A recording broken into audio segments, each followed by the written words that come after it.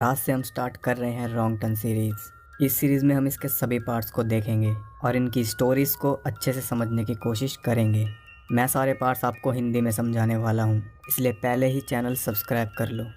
आज की वीडियो में आप देखोगे इसका फर्स्ट पार्ट, जो कि 2003 में आया था और बहुत सारे लोगों को फर्स्ट पार्ट में कन्फ्यूजन है। तो वीडियो के एंड में हम इसके ऊपर अच्छे से बात करेंगे और साथ ही मैं आपको इस मूवी से रिलेटेड कुछ इंटरेस्टिंग फैक्ट्स भी बताऊँगा।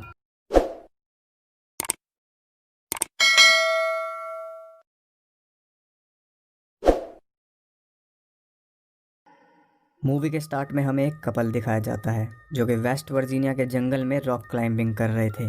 रिच हेली से पहले टॉप पर पहुंच जाता है। हेली रिच को उसे भी ऊपर खींचने के लिए कहती है, लेकिन वो कोई जवाब नहीं देता। अचानक रिच उस चट्टान के एज पर आ गिरता है। जैसे ही हेली उसकी तरफ देखती है, उसके मुंह पर रिच का खून गिरने लगता है। वो भी कुछ समझ भी नहीं पाई थी कि तभी कोई रिच को उठाकर नीचे फेंक देता है और हेली को बहुत तेज़ी से ऊपर खींचने लगता है। जान बचाने के लिए हेली जल्दी से अपनी रस्सी काट देती है और किसी तरह उस चट्टान पर टिकी रहती है। वो रिच की रस्सी तक पहुंचने की कोशिश करती है, लेकिन उसकी पकड़ नहीं बन पाती और वो नीचे गिर जाती है। नीचे वो बिल्कुल रिच की बॉडी के सामने गिरती है। रिच को मरा हुआ देखकर उसका बुरा हाल हो जाता है, लेकिन अब उसे किसी तरह अपनी जान बचानी थी। वो अपनी कार की तरफ भागती है, लेकिन कार तक पहुंचने से पहले ही एक बार्ब वायर में उसका पैर फंस जाता है और वो नीचे गिर जाती है। वहाँ से कोई उसे घसीट कर ले जाता है और वो चिल्लाती रह जाती है। यहाँ से हमें पता चलता है कि वेस्ट वर्जीनिया में बहुत सारे लोग गायब हो रहे हैं और इसके पीछे कुछ डिफॉर्म लोगों का हाथ है। इसके बाद हमें दिखाया जाता है क्रिस, जो कि एक इंटरव्यू के लिए जा रहा था। हाईवे पर उसे जाम लगा मिलता है। वो एक ट्रक ड्राइवर से जाकर पूछता है। वो उसे बताता है कि 5 मील दूर एक ट्रक पलट चुका है, इसलिए जाम को खुलने में कुछ घंटे लग जाएंगे। क्रिस कुछ घंटे वेट नहीं कर सकता था, इसलिए वो कार घुमाकर वहाँ से निकल जाता है। वो फ़ोन पर किसी को इन्फॉर्म करने की कोशिश करता है कि वो लेट हो जाएगा, लेकिन उसके फ़ोन के सिग्नल्स चले जाते हैं। उसे एक गैस स्टेशन का साइन दिखाई देता है और वो कार को उस तरफ मोड़ लेता है। उस गैस स्टेशन के पास बहुत सारी कार्स खड़ी थी, जो कि बहुत अजीब बात थी क्योंकि वहाँ मीलों तक कोई भी नहीं था। गैस स्टेशन पर जाकर वो वहाँ का फ़ोन ट्राई करता है, लेकिन वो भी डेड पड़ा था। वो वहाँ के मालिक मेनार्ड से कुछ मदद की उम्मीद करता है, लेकिन वो किसी भी काम का नहीं था।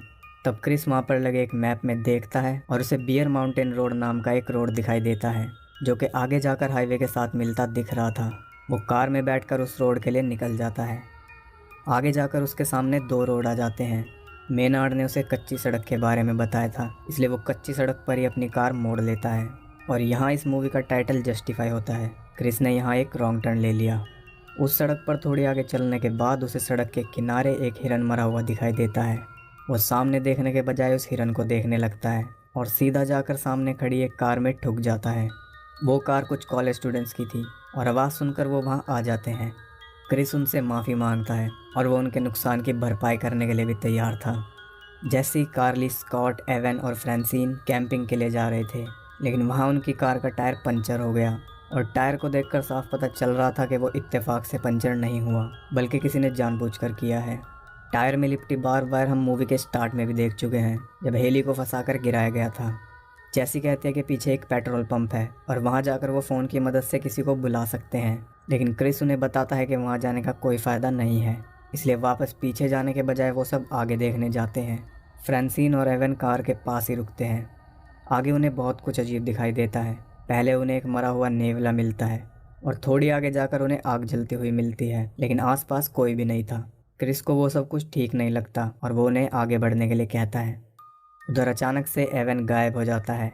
फ्रांसिन सोचती है कि वो उसके साथ मजाक कर रहा है और वो उसे ढूंढने लगती है। उसे वहाँ एवन का जूता पड़ा हुआ मिलता है। जैसे ही वो थोड़ा आगे बढ़ती है, उसे एवन का कान वहाँ पड़ा हुआ दिखाई देता है। डर के मारे वो पीछे हटने लगती है। तभी पीछे से एक भयानक सा आदमी उसे बेरहमी से दबोच लेता है। इधर वो सब चलते चलते उस रोड के डेड एंड तक पहुँच जाते हैं। वहाँ उन्हें एक कैबिन दिखाई देता है और वो मदद मांगने के लिए उस कैबिन तक जाते हैं। उस कैबिन के आसपास भी बहुत सारी गाड़ियाँ खड़ी थी, जिन्हें देखकर क्रिस को कुछ अजीब लग रहा था। बहुत देर तक आवाज़ लगाने के बाद जब कोई भी कैबिन से बाहर नहीं आता, तो क्रिस खुद ही कैबिन में घुस जाता है और उसके पीछे वो सब भी अंदर चले जाते हैं। अंदर उन्हें दुनिया भर की अजीब चीज़ें दिखाई देती हैं। कार्ली बाथरूम में जाती है और वहाँ उसे बाथटब में किसी इंसान की लाश पड़ी मिलती है। इधर क्रिस को फ्रिज में बहुत सारे इंसानी पार्ट्स मिलते हैं और जैसी को वो बार बार मिल जाती है, जिससे उनकी कार पंचर हुई थी। अब वो सब समझ जाते हैं कि वहाँ क्या चल रहा था। वो सब जल्दी से वहाँ से निकलने लगते हैं। तभी सामने से वहाँ कोई आ जाता है। वो सब पीछे के दरवाजे से निकलने की कोशिश करते हैं, लेकिन वो पूरी तरह सील था। वहाँ से निकलने का अब कोई रास्ता नहीं था, इसलिए वो सब वहीं पर छुप जाते हैं। वो लोग अंदर आ जाते हैं। क्रिस और जैसी बेड के नीचे छुपे हुए थे। वो फ्रांसीन की लाश को बिल्कुल उनके सामने लाकर पटक देते हैं। जैसी किसी तरह खुद को संभालती है, वो फ्रांसीन की बॉडी को काटने लगते हैं। और ये सब स्कॉट और कार्ली एक कमरे में छुपकर देख रहे थे। वो लोग खाना खाने के बाद सो जाते हैं और मौका देखकर वो सब चुपचाप वहाँ से निकलने की कोशिश करते हैं। वो सब आराम से निकल जाते हैं, लेकिन उनमें से एक आदमी क्रिस को देख लेता है। वो सब जान बचाकर वहाँ से भागते हैं, लेकिन वो लोग भी उनके पीछे ट्रक लेकर निकल चुके थे। भागते भागते वो एक जगह पहुँच जाते हैं जहाँ बहुत सारी गाड़ियाँ खड़ी थी।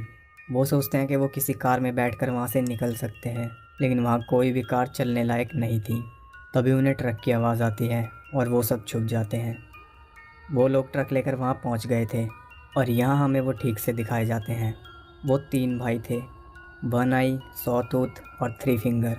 वो तीनों किसी तरह के डिसफिगर्ड म्यूटेंट्स थे जो कि इंसानों को खाते थे। क्रिस कहता है कि वो उनका ट्रक लेकर वहाँ से भाग सकते हैं। वो खुद उनका ध्यान बटाता है और बाकियों को ट्रक तक जाने के लिए कहता है। सॉटूथ उसे शूट कर देता है और गोली सीधा उसके पैर में जाकर लगती है। वन आई और थ्री फिंगर क्रिस को मारने के लिए उसकी तरफ भागते हैं। तब स्कॉट उनका ध्यान बटाता है और क्रिस को छोड़कर वो सब स्कॉट के पीछे पड़ जाते हैं। जैसी और कार्ली क्रिस को उठाकर ट्रक तक लेकर जाते हैं और जैसे ही वो ट्रक का दरवाज़ा खोलते हैं, उसमें से एवन की बॉडी निकलकर गिर जाती है। वो तीनों जल्दी से ट्रक में बैठकर वहाँ से निकल जाते हैं और स्कॉट को ढूंढने लगते हैं। उन्हें स्कॉट दिख जाता है और वो उसके लिए ट्रक रोक देते हैं, लेकिन ट्रक तक पहुँचने से पहले ही सॉटो स्कॉट को मार देता है। वो उनके ऊपर भी हमला करता है, लेकिन वो जल्दी से वहाँ से निकल जाते हैं। वो उसी सड़क पर चलते रहते हैं और आगे उन्हें रोड बंद मिलता है। तब वो तीनों ट्रक को वहीं छोड़कर पैदल आगे बढ़ते हैं। काफ़ी देर तक जंगल में चलने के बाद उन्हें एक वॉच टावर दिखाई देता है और वो उसके ऊपर चढ़ जाते हैं। ऊपर से वो देखते हैं तो चारों तरफ उन्हें जंगल ही जंगल दिखाई देता है। वहाँ दूर दूर तक कोई सड़क नहीं थी।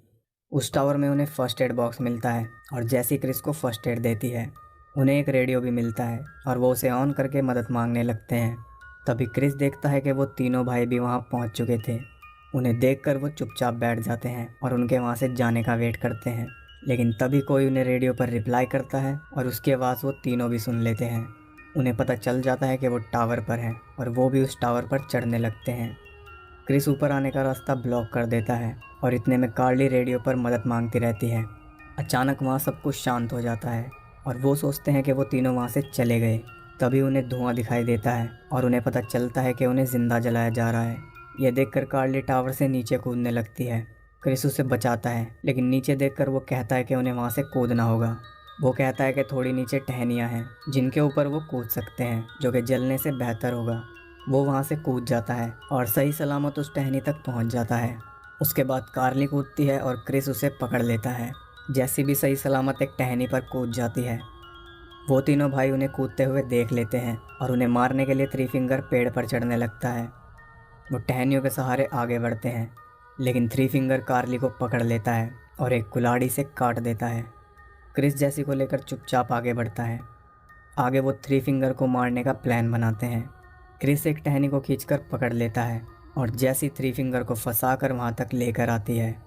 जैसे ही वो सही जगह पर पहुँच जाता है, क्रिस टहनी को छोड़ देता है और थ्री फिंगर सीधा नीचे जा गिरता है। उसका ये हाल देखकर वन आई और सॉटूथ बहुत गुस्सा हो जाते हैं। टहनियों के सहारे वो दोनों एक वाटरफॉल तक पहुंच जाते हैं और वहीं छुपकर रात बिताते हैं। जैसी वहाँ पर क्रिस को बताती है कि अभी उसका ब्रेकअप हुआ था और जैसे ही उसके दोस्तों को पता चला, वो सब अपना सारा काम छोड़कर उसे घुमाने लाए थे, लेकिन वो सब बिना वजह मारे गए। सुबह होते ही वो वहाँ से निकलते हैं और चलते चलते उन्हें एक रोड दिखाई देता है। वो रोड थोड़ा नीचे था और वो सोच ही रहे थे कि वहाँ तक कैसे पहुँचे। तभी सॉटूथ वहाँ आकर क्रिस को नीचे फेंक देता है और वन आई जैसी को पकड़कर वहाँ से ले जाता है। क्रिस को रोड पर एक शेरिफ की कार आते हुए दिखती है। किसी तरह वो ढलान से उतरकर सीधा कार के सामने पहुंच जाता है। वो शेरिफ उन्हें ही ढूंढ रहा था, क्योंकि कल रात उन्होंने उससे ही रेडियो पर कांटेक्ट किया था। इससे पहले कि क्रिस उसे कुछ बता पाता, सॉटूथ सीधा उसकी आंख में तीर मार देता है, जिससे वो मर जाता है। क्रिस कार में बैठकर वहाँ से भागने की कोशिश करता है, लेकिन कार की चाबी शेरिफ के पास थी। सॉटूथ वहाँ पर आ जाता है, लेकिन क्रिस उसे नहीं मिलता क्योंकि वो झाड़ियों में छुपा हुआ था। वो शेरिफ की बॉडी को कार में डालकर वहाँ से जाने लगता है। तभी क्रिस जल्दी से कार के नीचे छुपकर उसे कसकर पकड़ लेता है। उधर कैबिन में उन्होंने जेसी को बेड पर बांध रखा था और वन आई उसे मारने ही वाला था। तभी सॉटूथ कार लेकर वहाँ पहुँच जाता है और वो शेरिफ की बॉडी उठाने में उसकी मदद करता है। शेरिफ की बॉडी को अंदर लाकर वो उसे काटने लगते हैं। उसे काटने के बाद वो जेसी को मारने के लिए आगे बढ़ता है। तभी क्रिस उनके दरवाजे पर आग लगा देता है। जैसे ही वो दरवाजे के पास जाता है, क्रिस शेरिफ की कार से उसे कुचल देता है। इसके बाद क्रिस सॉटूथ को भी जला देता है और एक टूल उसके अंदर घुसाकर वो उसे भी घायल कर देता है। वो जल्दी से जेसी को आज़ाद करने लगता है। तभी सॉटूथ उठ जाता है और उसे उठाकर पटक देता है। वो हैचेट से क्रिस पर हमला करने लगता है। किसी तरह जेसी उसके सर में तीर मारकर उसे मार देती है। तभी थ्री फिंगर वहाँ पर आ जाता है और क्रिस को पीटने लगता है। जेसी क्रिस की मदद करती है और उसके सीने में हैचेट घुसाकर उसे भी मार देती है। वो वहाँ से निकलने लगते हैं। तभी वो देखते हैं कि उन तीनों में से कोई भी अभी तक मरा नहीं था। इतने सब के बाद भी वो तीनों जिंदा थे। वो तीनों मरने का नाम ही नहीं ले रहे थे और क्रिस के पास सिर्फ एक ही गोली थी। तब वो कैबिन से बाहर निकलकर उस एक गोली से शेरिफ की कार के पीछे रखे गैस कंटेनर्स को शूट कर देता है, जिससे उस घर के चीथड़े उड़ जाते हैं। वो उनका ट्रक लेकर वहाँ से निकल जाते हैं और सीधा उस गैस स्टेशन पर जाते हैं। वहाँ क्रिस उस मैप को फाड़ देता है ताकि कोई भी दोबारा उस रास्ते पर ना जा सके। फिर वो वहाँ से चले जाते हैं और यहाँ ये मूवी एंड हो जाती है। मूवी के एंड क्रेडिट सीन में हमें दिखाया जाता है कि एक पुलिस ऑफिसर वहाँ इन्वेस्टिगेशन करने जाता है और वहाँ थ्री फिंगर उसे मार देता है, यानी कि इतने सब के बाद भी वो जिंदा था। तो ये थी रॉन्ग टर्न की कहानी। लेकिन बहुत सारे लोग रॉन्ग टर्न 2 के स्टार्टिंग सीन को रॉन्ग टर्न 1 का पार्ट समझते हैं, तो ऐसा बिल्कुल भी नहीं है। इस पूरी सीरीज़ की यही एकलौती ऐसी मूवी है जिसमें अननेसेसरी ब्लड, वायलेंस और गोर नहीं दिखाया गया। बाकी सब पार्ट्स गोर से भरे पड़े हैं और यही एक ऐसा पार्ट है जिसमें बिल्कुल भी न्यूडिटी नहीं है। बाकी सारे पार्ट्स में न्यूडिटी ऐड की गई है। और ऐसा नहीं है कि इस पार्ट में न्यूडिटी नहीं थी, इसके लिए भी बहुत सारे सीन्स लिखे गए थे। जैसे मूवी की स्टार्टिंग अलग थी, उसमें रिच और हेली रिवर पर न्यूड नहाते हुए दिखाए जाते और वहाँ पर वो मरते। इसके अलावा एवन और फ्रांसिन का एक सीन जंगल में था जहाँ वो मरे थे। और जब जेसी को पकड़कर बेड पर बांध रखा था तब उसके कपड़े फाड़ने का भी एक सीन प्लान किया गया था, लेकिन इनमें से कुछ भी फिल्म में ऐड नहीं किया गया। और ये तो आप सब जानते होंगे कि रॉन्ग टर्न के बाद इसका सीक्वल बनाने का कोई प्लान नहीं था, लेकिन मूवी ने अपने बजट से डबल कमाई की थी तभी इसका सीक्वल बना। इस फिल्म की शूटिंग के दौरान बहुत सारे एक्टर्स को भी चोट लगी थी, जैसे कि टावर से कूदने वाले सीन में कार्ली को सच में चोट लगी थी। इस मूवी में एवन और फ्रांसिन का रोल कर रहे एक्टर्स इसके एक साल बाद 2004 में आई movie dawn of the dead में भी एक साथ दिखे थे और उसमें भी वो दोनों कपल ही थे। और एक और फन फैक्ट ये है कि मूवी के एंड सीन में जेसी ने गलती से थ्री फिंगर प्ले कर रहे एक्टर के ऊपर सच में आग लगा दी थी। तो ये थे रॉन्ग टर्न के कुछ फैक्ट्स जो मुझे लगता है कि आप सब नहीं जानते होंगे। और असल में रॉन्ग टर्न मूवी उतनी ब्लडी और गोरी नहीं है जितना कि लोग इसे नाम से समझते हैं, लेकिन इसके आगे के सारे पार्ट्स बहुत ज़्यादा गोरी हैं और जल्दी ही आपको देखने को मिलेंगे। तो वीडियो पसंद आई हो तो लाइक कर देना और चैनल पर नए हो तो सब्सक्राइब ज़रूर कर लो। मैं मिलता हूँ आपको इसके नेक्स्ट पार्ट के साथ, तब तक के लिए सबको Subscribe now and press the bell icon. Never miss an update.